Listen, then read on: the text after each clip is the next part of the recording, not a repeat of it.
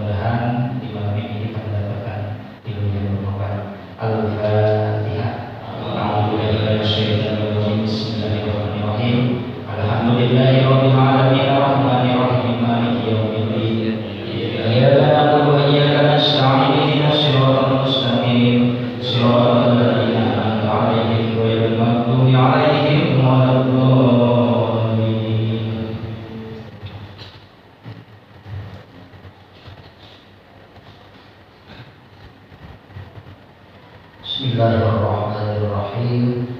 Assalamualaikum warahmatullahi wabarakatuh. Waalaikumsalam warahmatullahi wabarakatuh. Alhamdulillahirabbil alamin. Alladzi anzala as-sakinata fi qulubil mu'minin wa hadana ila siratal mustaqim. Shalatu wassalamu ala asyrafil mursalin sayyidina wa habibina wa syafi'ina wa maulana Muhammadin wa ala alihi wa ashabihi ajma'in, amma ba'd.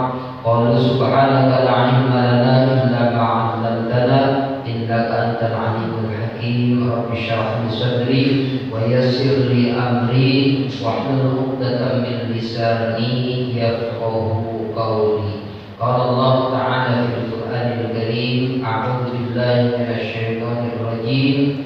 Yarfa'illahu alladhina amanu minkum walladzina utul 'ilma darajat.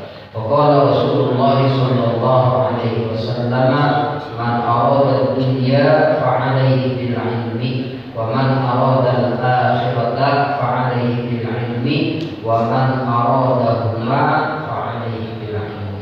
Sadaqallah wa sadaqa Rasulullah sallallahu alaihi wasallam. Yang sama-sama kita hormati Ketua DKM serta jajarannya, jamaah yang dimuliakan oleh Allah Subhanahu wa taala. Kita bersyukur kehadirat Allah, alhamdulillah, merupakan nikmat yang luar biasa ketika kita masih bisa duduk berjamaah di masjid yang mulia ini. Jadi kita sama-sama melaksanakan salat maghrib, dilanjutkan dengan zikir dan ba'diyah maghrib, dilanjutkan dengan taklim sambil menunggu datangnya waktu isya. Mudah-mudahan apa yang kita lakukan mendapatkan ridho dari Allah Subhanahu wa taala. Mudah-mudahan kita bisa istiqomah dalam kebaikan-kebaikan ini sampai akhir hayat kita. Sebab kebaikan itu tidak ada artinya kalau hanya dikerjakan sesekali saja. Ya. Maka Rasulullah SAW mengingatkan kita, khairul amal adwamuha wa in qalla. Sebaik-baik amal itu yang mudawamah, yang terus menerus walaupun hanya sedikit. Walaupun kita pada maghrib baca 2 lembar dari Al-Quran, apalagi bisa lebih, tapi kalau terus menerus insya Allah hatam. Tapi sekalipun sekali baca 5 juz, tapi nggak pernah baca lagi, saya yakin nggak bakalan kata. Maka mudawamah, istiqomah dalam kebaikan ini yang sangat berat. Sehingga para ulama memberikan nasihat, kun talibal istiqomah wala takun talibal karamah. Jadilah kalian orang yang mencari istiqomah dalam kebaikan, apapun bentuk kebaikannya. Baca Quran, sholat malam, menyantuni yatim, istiqomah. Walaupun setiap hari Jumat seumpama cuma 10.000 tapi terus. Daripada cuma sekali dalam setahun cuma 10 Muharram doang. Sekali ngasih memang 500.000, cuma sekali doang.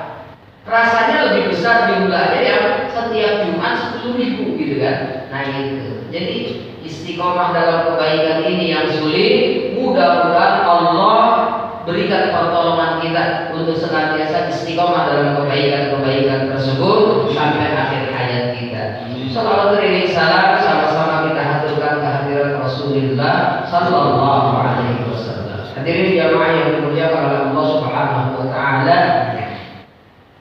Tanpa terasa kita berada hampir di pertengahan bulan Muharram tahun baru Islam 1442 Hijriah. Harus kita sadari bahwa sisa umur kita ini rasanya lebih sedikit daripada yang sudah kita lakukan. Artinya kalau ibarat perjalanan, rasanya kita ini tinggal 1/4 lagi, ya. Sebab rata-rata umur umat Rasulullah, kata Rasul, amal ummati baina sittin wa sab'in. Umur umatku antara 60 sampai 70 tahun. Ada yang 100 tahun. Ada yang pengen hidup 100 tahun. Nggak ada temannya Pak kalau 100 tahun. Paling berteman sama bocah lagi nantinya. Ya. Jadi kata Rasulullah, umur umat itu baina sittin wa sab'in, antara 60 dan 70 tahun. Kalau deh kita ambil 70 tahun seumpama gitu ya. Seumpama 70 tahun berarti kita yang sudah di atas kepala 4, apalagi di atas kepala 5, berarti udah separuh lebih. Ya, udah separuh lebih kita mengarungi kehidupan ini. Maka sisa umur kita ini hendaknya lebih banyak supaya bermanfaat. Maka sisa umur kita ini hendaknya betul-betul untuk mendekatkan diri kita kepada Allah Subhanahu wa Ta'ala. Jangan sampai tambah tua malah tambah jauh dari masjid, tambah tua malah tambah jauh dari ibadah, tambah tua malah tambah jauh dari Allah Subhanahu wa Ta'ala. Na'udzubillah min jamaah yang dimuliakan oleh Allah Subhanahu wa Ta'ala. Dalam kesempatan ini saya ingin menjelaskan tentang pengertian afiyah. Kita sering mendengar kalimat afiyah, ya. Biasanya itu dikaitkan dengan kalimat sehat, ya. Kalau ada orang pidato, orang sambutan, orang ceramah, orang khutbah, biasa mengatakan mudah-mudahan kita semua dalam keadaan sehat walafiat. Apa sih afiat itu? Kadang kita sering dengar, tapi kalau ditanya nggak paham. Ya, pokoknya afiat itu udah temannya sehat kayak gitu kan. Afiat mah pasangannya sehat. Ya, kadang-kadang kita nggak bisa menjelaskan apa itu afiat. Ya, apa itu afiat? Secara bahasa afiat itu artinya cukup. Ya, afiat artinya cukup. Yang dimaksud dengan afiat itu lebih mendekati pengertian sehat secara rohani. Ya, kalau sehat biasanya jasmani, ya, badannya sehat, tensinya sedang, ya nggak kena corona gitu kan. Sekarang ini kan yang lagi ditakuti virus corona, ya corona apa corona gitu. Ya, jadi afiat itu secara bahasa sehat. Nah, dalam hal ini Rasulullah Sallallahu Alaihi Wasallam menjelaskan di dalam hadisnya. Kalau Rasulullah Sallallahu Alaihi Wasallam, al-afiyatu ala asyrati awjuhin. Afiyat itu ada 10 macam. Ada 10 macam. Ya. Khamsatun fid dunya wa khamsatun fil akhirah. 5 macam di alam dunia dan 5 macam di akhirat. Kalau kita mendapatkan 5 yang di alam dunia, insya Allah yang 5 di akhirat kita dapatkan. Tetapi kalau yang 5 di alam dunia nggak kita dapatkan, agak sulit untuk mendapatkan afiat berikutnya di akhirat. Makanya tepat Rasulullah SAW menjelaskan dalam hadisnya, ad-dunya mazra'atul akhirah. Dunia itu sawah ladang kita tempat kita menanam demi dipetik hasilnya nanti di akhirat. Wa amal lati fid dunya, adapun afiyah yang ada di alam dunia ini, kata Rasulullah Sallallahu Alaihi Wasallam, mudah-mudahan kita mendapatkannya. Fahiya al-ilmu. Yang pertama adalah ilmu. Ya, ilmu apa? Ilmu itu secara bahasa pengetahuan. Rasul dalam berbagai macam hadis memberikan motivasi agar umat Islam itu belajar, agar umat Islam itu jangan berhenti belajar. Bahkan kata Rasul, utlubul ilma minal mahdi ilal lahdi. Tuntutlah ilmu dari buaya sampai liang lahat. Dari mulai kita dibedong sampai dibungkus, jangan berhenti belajar. Jangan berhenti belajar.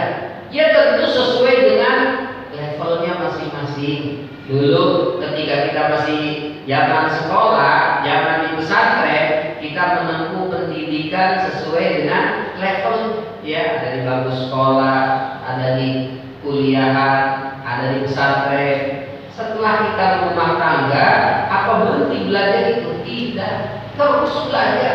Medianya, apalagi di era modern seperti ini sangat banyak melalui media online, melalui taklim, melalui liqa, melalui grup-grup halaqah dan lain sebagainya. Banyak medianya. Yang jelas Islam tidak menghendaki kebodohan pada umatnya. Islam sangat menganjurkan agar kita terus belajar. Maka termasuk kerugian besar, terutama terhadap anak-anak kita. Ketika masa-masa belajar, mereka sudah gak mau belajar, itu merupakan kerugian yang luar biasa. Sehingga saya ingatkan, jangan mengeluh untuk pendidikan. Ya, barangkali di antara jamaah ada anaknya yang di pesantren, biasanya kan lumayan berat biayanya kalau di pesantren, gitu kan? Padahal kalau dihitung-hitung, Pak, anak di rumah dengan di pesantren, kalau mau dihitung hampir sama, ya beda-beda dikit lah. Cuman bedanya kalau di pesantren kan biasanya kalau kita sekali ngasih lebih banyak, gitu, kelihatan gede. Kalau di rumah nggak terasa. Pagi-pagi, Pak, ceban Pak, ya siang nanti, Mak, ceban Mak, juga bulan-balik. Lah dihitung-hitung sehari 50.000 buat anak, seumpama satu anak, ya kali sebulan berapa? Ya. Sementara kalau mereka di pesantren, insya Allah mereka lebih selamat. Insya Allah di pesantren itu anak-anak itu ya sedikit banyak terus nambah ilmu. Apalagi di dalam suasana seperti ini, dunia pendidikan masih gonjang-ganjing, terutama pendidikan formal. Sekolah belum ada yang berani buka. Kenapa? Ketika mereka coba-coba buka, biasanya ada teguran dari atasnya. Ya, kalau sekolah-sekolah agama itu dari Kemenak ditegur. Kalau sekolah-sekolah umum dari Diknasnya ditegur itu. Padahal anak-anak itu udah berbulan-bulan libur, udah berbulan-bulan online. Kadang-kadang online-nya bukan belajar. Kadang-kadang online-nya, masya Allah, kalau nggak dikontrol repot. Ya, media online itu hati-hati, jangan terlalu percaya sama anak. Disangkanya belajar, main game, kadang-kadang game online. Nah itu, jadi khawatir. Makanya baik untuk anak-anak kita, apalagi untuk diri kita, yuk jangan berhenti belajar. Kita ingat ayat yang pertama turun, yang diturunkan oleh Allah melalui malaikat Jibril kepada Rasulullah SAW, berbunyi Iqra, bacalah. Bahkan dalam surat Al-Alaq kalimat Iqra itu diulang sampai 2 kali. Pertama, Iqra bismi rabbikal ladzi khalaq. Yang kedua, Iqra wa rabbukal akram, sampai 2 kali. Ini maksudnya apa? Kalau pengen pintar, baca. Kalau pengen semakin luas wawasannya, baca. Ayo banyak baca. Baik baca yang tersurat maupun yang tersirat. Ya, kita harus pandai membaca. Insya Allah orang yang rajin membaca, pandai membaca, insya Allah wawasannya luas, ilmu. Sehingga orang yang wawasannya luas berefek kepada api yang berikutnya. Apa api yang berikutnya? Al-ibadah. Kata Rasul, api yang kedua yang ada di alam dunia adalah ibadah. Jangan aneh, kenapa dalam masalah ibadah itu orang itu berbeda-beda. Ada yang semangat, ada yang biasa-biasa saja, ada yang sama sekali gak mau. Padahal tinggal di dekat masjid, ya, itu diajarnya susahnya luar biasa. Kenapa bisa begitu? Kembali kepada ilmunya, kepada pengetahuannya. Maka kita banyak belajar supaya memotivasi ibadah kita. Ya, kita banyak belajar supaya semangat di dalam ibadah. Kenapa orang itu lemah di dalam ibadah? Karena tidak ada motivasi. Kenapa tidak ada motivasi? Karena tidak mau belajar. Jadi berkaitan. Kita yang sudah biasa sholat duha, ya, kenapa kita bisa sholat duha? Sementara yang lain nggak bisa. Karena kita yakin dengan duha itu Allah bukakan pintu rezeki buat kita. Iya kan? Dari mana kita tahunya? Belajar.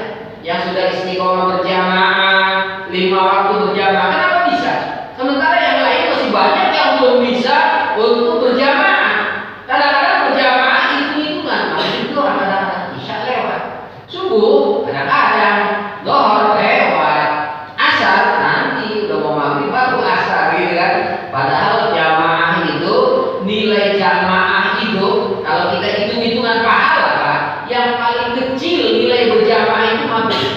Itu maghrib paling kecil.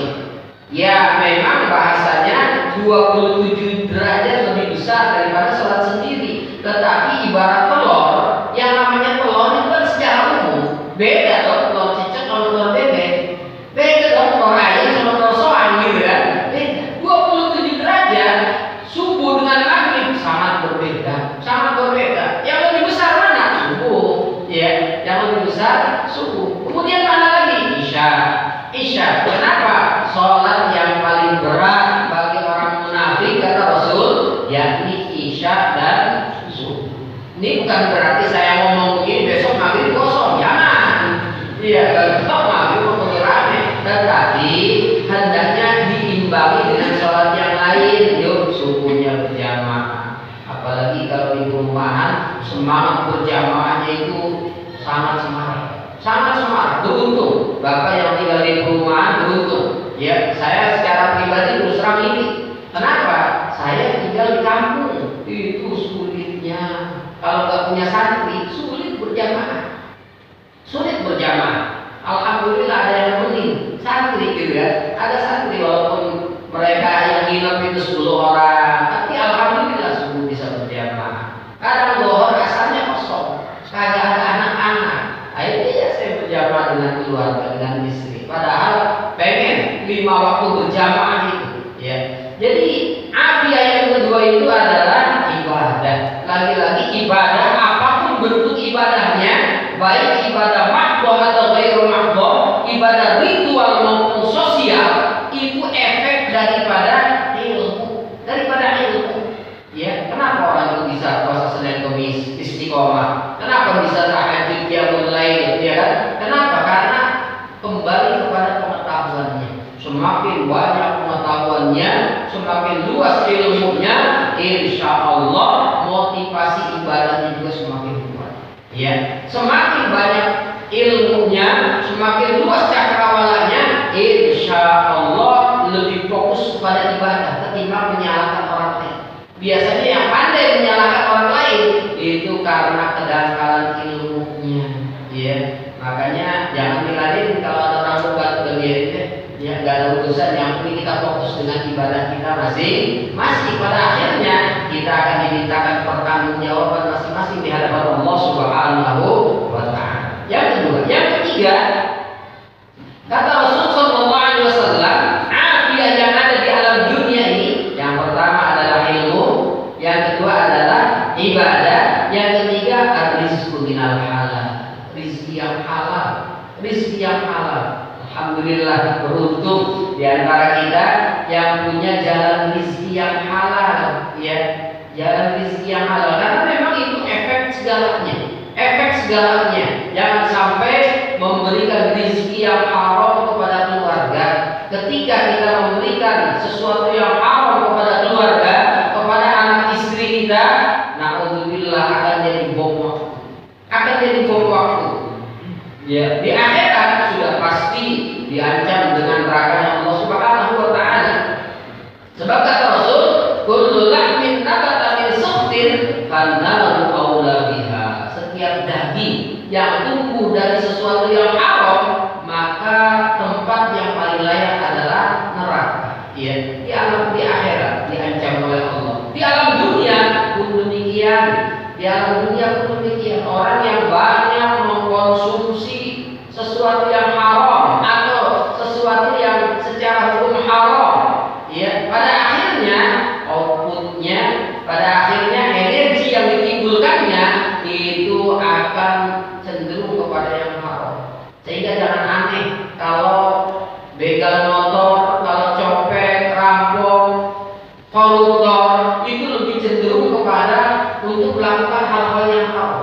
Ya, kenapa? Sebab dia banyak mengkonsumsi yang haram. Dia mendapatkan rezekinya dari jalan yang haram. Makanya di dalam doa yang kita mudawamakan, terutama pada sholat Jumat, itu ada doa yang sangat menarik. Allahumma ya ghani ya hamid ya ya Mu'in, ya Rahimu, ya Wadud, aghnini bihalalika an haramika. Aghnini, cukupkan saya bihalalika, dengan sesuatu yang halal darimu ya Allah, an haramika, jangan sampai kita mengkonsumsi atau mendapatkan rezeki yang haram. Ya, jadi jangan aneh kalau mereka-mereka yang mendapatkan rezekinya dari yang haram, itu outputnya itu keluar hartanya kepada yang haram cenderungnya.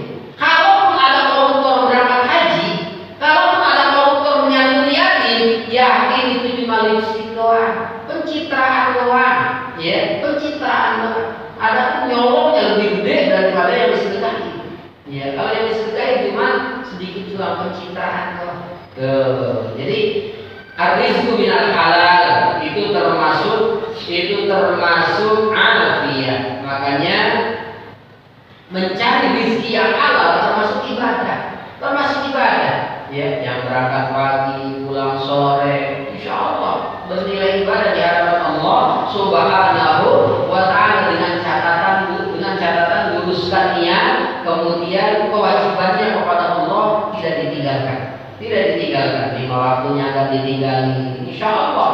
Ya, kerja kita, dagang kita, ngajar kita, dan lain sebagainya, insya Allah akan bernilai ibadah di hadapan Allah Subhanahu wa Ta'ala. Itu yang ketiga dia masuk. Kemudian yang keempat, afiyah yang ada di alam dunia ini, kata Rasul Sallallahu Alaihi Wasallam, yang keempat tidak lain adalah wasabru ala syiddah, sabar terhadap berbagai macam musibah. Musibah yang kita dapatkan itu banyak kemungkinannya jemaah sekalian. Bisa jadi itu teguran dari Allah atas kelalaian kita, atas dosa-dosa yang kita perbuat. Bisa jadi itu untuk menaikkan derajat kita, ya. Bisa jadi untuk diampuninya dosa-dosa kita. Yang jelas, ketika kita mendapatkan musibah apapun bentuknya, baik terhadap diri kita, keluarga kita, hendaknya kita bersabar. Orang yang bisa sabar dari berbagai macam musibah tersebut, insya Allah termasuk orang yang mendapatkan afiyah. Ya, banyak macamnya musibah. Ada ya, yang namanya musibah bukan cuma penyakit doang. Motor hilang, mana baru lunas lagi. Ya Allah. Ya, bukan cuma motor, sendal hilang juga termasuk musibah. Ya, begitu keluar sendal hilang, innalillah wa inna ilaihi raji'un. Bisa jadi teguran, kenapa sendalnya kalian gembok? Iya kan, bisa jadi. Gitu. Jadi yang namanya musibah apapun bentuknya, sesuatu yang tidak mengenakan itu adalah musibah. Dianjurkan kita sabar. Caranya lisannya mengucapkan kalimat istirja, innalillah wa inna ilaihi. Itu kalimat istirja bukan untuk kematian doang, Pak. Bukan untuk kematian doang, termasuk sakit. Ya, termasuk sendal hilang itu termasuk musibah. Jangan disakit cuma meninggal loh. Jangan sampai kayak anak SD. Begitu dia absen, si pulang kemana? Di rumah sakit, Pak. Kata gurunya, innalillah wa inna ilaihi raji'un. Sang anak protes, Pak, belum mati, lagi diingus doang. Nah, itu mana SD, wajar kalau dia protes nggak ngerti. Jadi kalimat istirja itu untuk berbagai macam musibah. Ya, satu, lisannya mengucapkan kalimat istirja. Yang kedua, hatinya nerima, memang sudah takdir Allah seperti itu.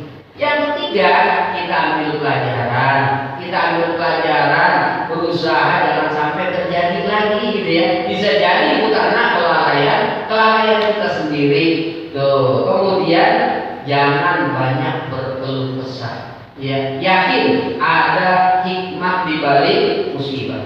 Kemudian yang kelima, kata Rasul Sallallahu Alaihi Wasallam, afiyah yang ada di alam dunia ini, wasyukru 'ala nikmah, bersyukur terhadap berbagai macam nikmat dari Allah Subhanahu wa Ta'ala. Wa amma bi ni'mati rabbika fahaddits, terhadap nikmat Tuhanmu fahaddits, maka ungkapkanlah, fahaddits, maka ceritakanlah. Jangan sampai lagi dapat musibah cerita kemana-mana 2 RT pada tahun. Giliran dapat nikmat ngumpet dulu. Kenapa? Takut diminta orang. Takut diminta orang. Padahal anjurannya ketika mendapatkan musibah sembunyikan. Ketika mendapatkan nikmat, yuk kita cerita. Dengan diri ini berbagi tentunya. Kenapa? Kalau cerita doang orang kagak dibagi kesel juga. Cerita mulu, bosan gitu kan. Cerita udah habis duitnya baru cerita. Iya kan? Kalau lebih nikmat ketika habis katanya. Iya, tapi hendaknya ungkapan dari kebahagiaan itu diiringi dengan sedekah, diiringi dengan berbagi. Jadi afiah yang berikutnya, yang kelima yang ada di alam dunia, bersyukur. Jamaah yang dimuliakan oleh Allah, kita ini dari semenjak bangun tidur sudah dianjurkan mengucapkan hamdalah. Ya, begitu bangun tidur, duduk, kita mengucapkan alhamdulillahilladzi ahyana ba'dama amatana wa ilaihil. Yang sampai bangun tidur langsung nyari HP itu, HP mana ya? Ada yang bangun tidur sibuk nyari kacamata. Kenapa? Kacamatanya diumpetin sama anaknya. Padahal dia termasuk ketergantungan sama kacamata. Kenapa? Kalau kacamatanya hilang, repot dia nabrak yang bisa. Ya, jadi dianjurkan bangun tidur saja kita dianjurkan bersyukur kepada Allah. Kenapa? Bangun kita dari tidur, apalagi dalam keadaan sehat walafiat, itu sudah merupakan nikmat dari Allah. Sehingga kita pantas mengucapkan alhamdulillahilladzi ahyana ba'dama amatana wa ilaihi nusyur. Segala puji bagi Allah, ahyana yang telah menghidupkan kami. Kenapa? Enggak sedikit orang yang tidur kebablasan. Enggak sedikit orang yang tidur kebablasan. Begitu bangun sudah di alam barzah. Alhamdulillah ya, kita bisa bangun lagi. Alhamdulillah. Makanya bangun tidur jangan ribut nyari HP. Bangun tidur jangan ribut nyari remote gitu kan. Bangun tidur baca doa, baca istighfar ya. Setelah itu dianjurkan diam sejenak. Jangan sampai orang bangun tidur langsung jalan. Nabrak tiang bisa, nabrak tembok bisa. Jadi memuji Allah semenjak kita bangun tidur sampai mau tidur, jangan lupa memuji Allah. Ini menandakan bahwa hidup kita ini nggak pernah lepas dari nikmat Allah. Sehingga pantas kalau dalam surat Ar-Rahman Allah menegur kita berulang-ulang. Sampai kalau kita itu kurang lebih 31 kali. Bagi ayyi ala'i rabbikuma tukadziban. Nikmat Tuhanku yang mana yang kau dustakan? Artinya nikmat Allah yang mana yang enggak kita akui, semuanya nikmat Allah. Nih, kita bisa duduk berjamaah begini. Kalau lagi begini Pak, enggak terasa Pak. Enggak terasa. Nanti kalau kita sudah terbaring di rumah sakit berhari-hari baru terasa, ya Allah. Udah berapa Senin saya kata ngaji, ya Allah. Gitu kan. Mengeluh padahal memang jarang ngaji. Kadang-kadang giliran hari Ahad udah pergi kemana tahu. Diajak kami nunggu histori ada jadwal. Alasan dulu, ya Allah. Jadi kadang-kadang nikmat itu baru terasa kalau sudah hilang. Kalau sudah hilang, apapun bentuknya, ya kita nikmat punya gigi nanti kalau udah ompong, kita nikmat mata kita normal, nanti kalau udah ketergantungan sama kacamata, ya kalau sudah ketergantungan sama kacamata, kadang-kadang begitu telepon masuk nggak lihat penduduk kacamata kemana nih ya, nggak sempat buka telepon nyari kacamata dulu. Nah ini, ya tapi mengumpulkan kemerdekaan juga. Jangan rezeki beliau. Jamaah yang dimuliakan oleh Allah Subhanahu wa taala. Kemudian dilanjutkan kata Rasul sallallahu alaihi wasallam, wa ammal ladzi fil akhirah. Adapun afiyah yang akan kita dapatkan di akhirat, ya. Yang pertama, fa innahu yatihi malakul maut birrahmah wal lutfi. Yang pertama akan didatangi oleh malaikat maut birrahmah wal lutfi, dengan penuh kasih sayang dan lemah lembut. Makanya kata Imam Ghazali dalam makolahnya, dalam nasihatnya kata Imam Ghazali, ya mutul mar'u alama ahya'ani. Seseorang itu biasanya akan meninggal sesuai dengan kebiasaannya masing. Ya, kemarin baru kita dengar ada salah seorang dai yang meninggal dalam keadaan sholat atau habis sholat lagi pikir. Ya, Ustaz Ihsan Moko Ginta gitu ya, yang kalau nggak salah dari orang Cina, tapi beliau adalah beliau meninggal mudah-mudahan husnul khotimah. Mau memberikan tausiah pembukaan rumah tahfidz. Ya, beliau sedang sholat atau setelah sholat lagi mikir, tiba-tiba ya sudah, innalillahi wa inna ilaihi raji'un. Tuh orang soleh meninggalnya gampang, meninggalnya di tempat yang baik. Maka jangan berhenti memohon kepada Allah, Allahumma inna nas'aluka husnal khatimah. Ya Allah, aku memohon kepadamu supaya husnul khatimah. Adapun di mana dan kapan ya terserah Allah. Yang penting kita husnul khatimah. Ya, tentunya bukan cuma sekedar doa, tetapi diiringi dengan kebiasaan baik.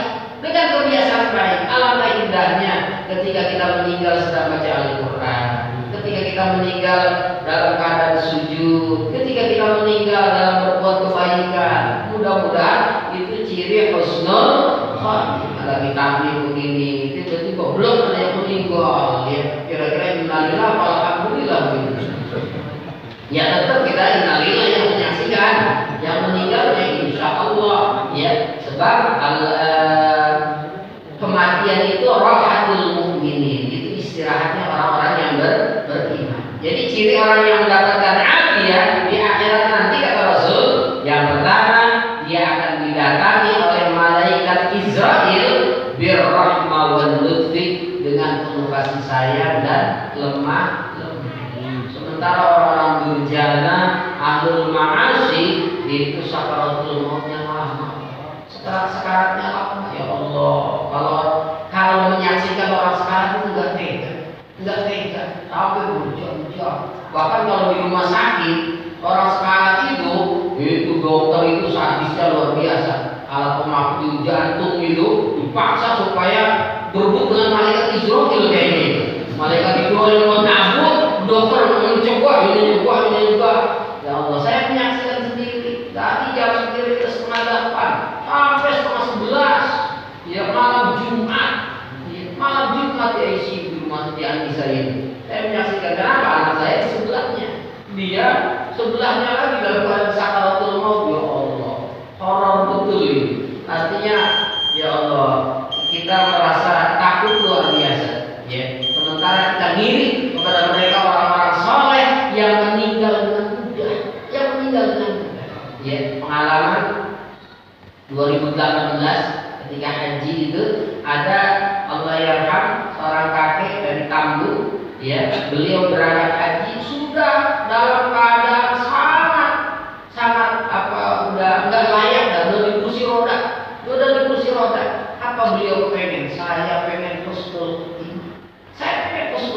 Haji Mudawwam namanya, Allah yarham. Mudah-mudahan Allah terangi kuburnya.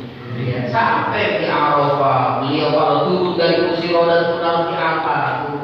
Ya, kenapa bisa berangkat padahal keadaannya sudah seperti itu?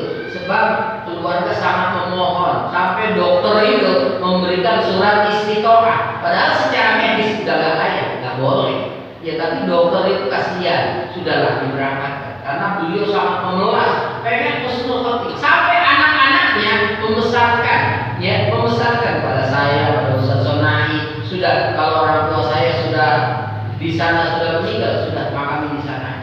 Ya, karena memang sudah seperti itu keadaannya. Sampai ketika yang sangat mengejutkan, ketika di tenda Mina, ketika di Mina, beliau itu sudah sejak lama terbaring di kursi roda, nggak bisa ngapa-ngapain, makan disuapin, ya, kemudian segala macam dilayani. Ya, ternyata begitu di Mina, di tenda itu, ketika jamaah itu tahallul, cukur botak, beliau juga pengen dicukur botak dan bisa jalan.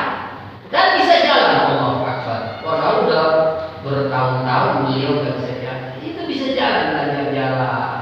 Alhamdulillah kira mudah-mudahan nih kakek ini panjang umur. Ternyata takdir berkata lain.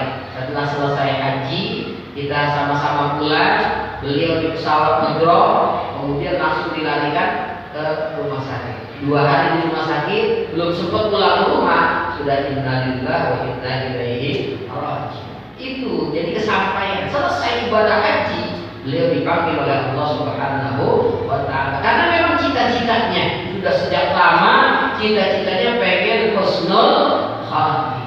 Begitu pula kita, yuk kita perbanyak kebaikan, kita perbanyak doa.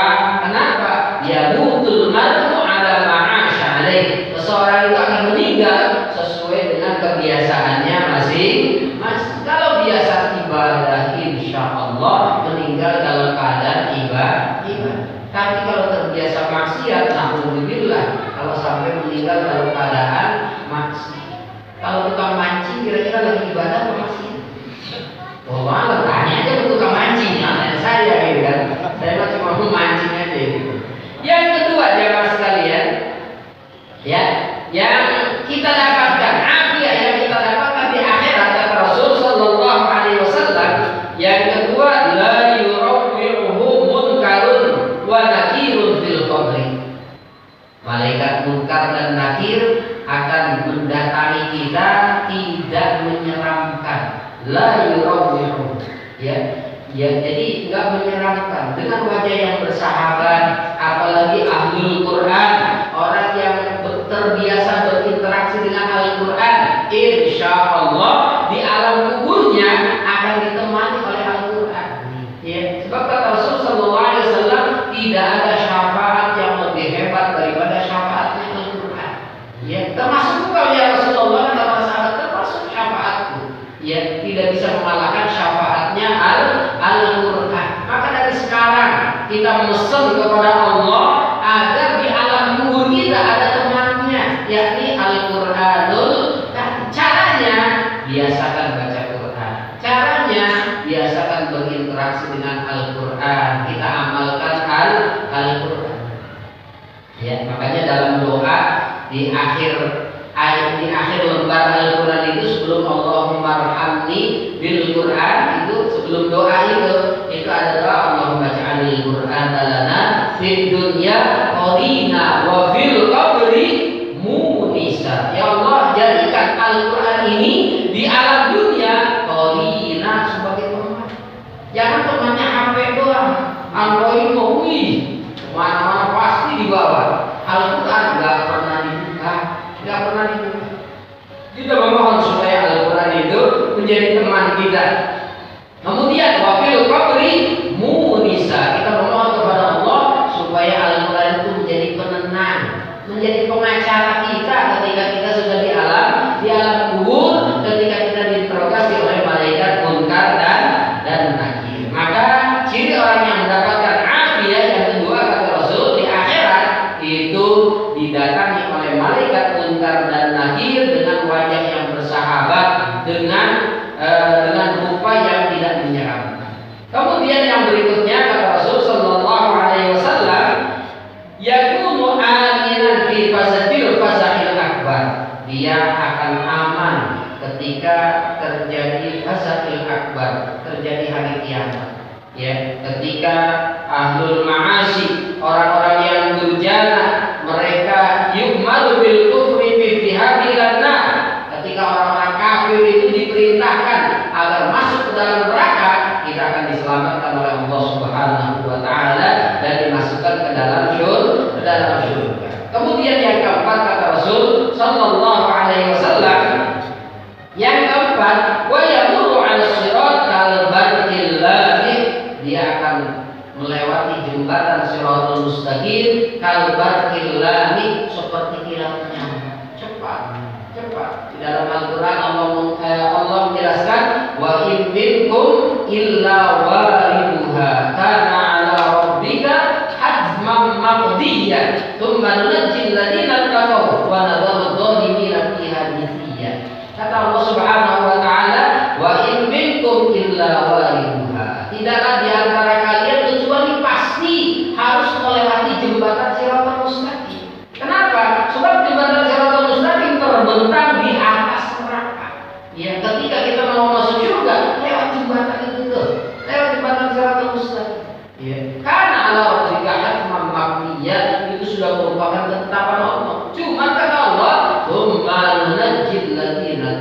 Kemudian kami selamatkan orang-orang yang bertakwa. Wa nadharud dhalimina fiha jithiya, dan kami biarkan orang-orang yang zalim tersungkur ke dalam neraka. Jadi orang-orang yang mendapatkan afiyah di akhirat akan lewat jembatan siratal mustaqim kal barqil lami, seperti kilat menyambar. Kemudian yang terakhir, kata Rasul sallallahu alaihi wasallam, wa yadkhulul jannata bisalam, dia akan masuk ke dalam surga bisalamah, dengan selamat. Mudah-mudahan kita mendapatkan afiyah baik di alam dunia maupun di alam akhirat. Amin ya rabbal alamin.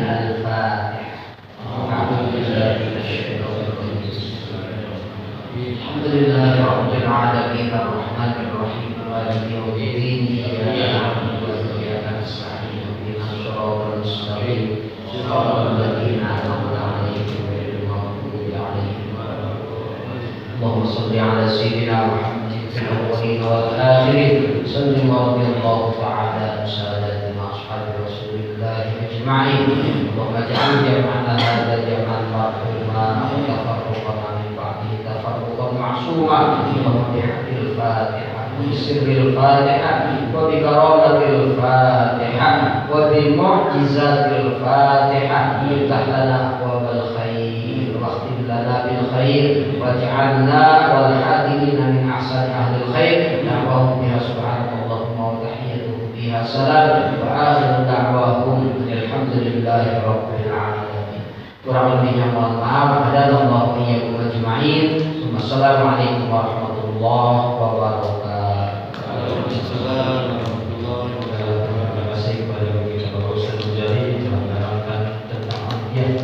Mudah-mudahan kita mendapatkan amniah itu dan kita bisa mengamalkan dalam kehidupan kita sehari-hari. Ya Rabbal alamin. Kurang lebihnya mohon maaf. Assalamualaikum warahmatullahi wabarakatuh. Waalaikumsalam warahmatullahi wabarakatuh.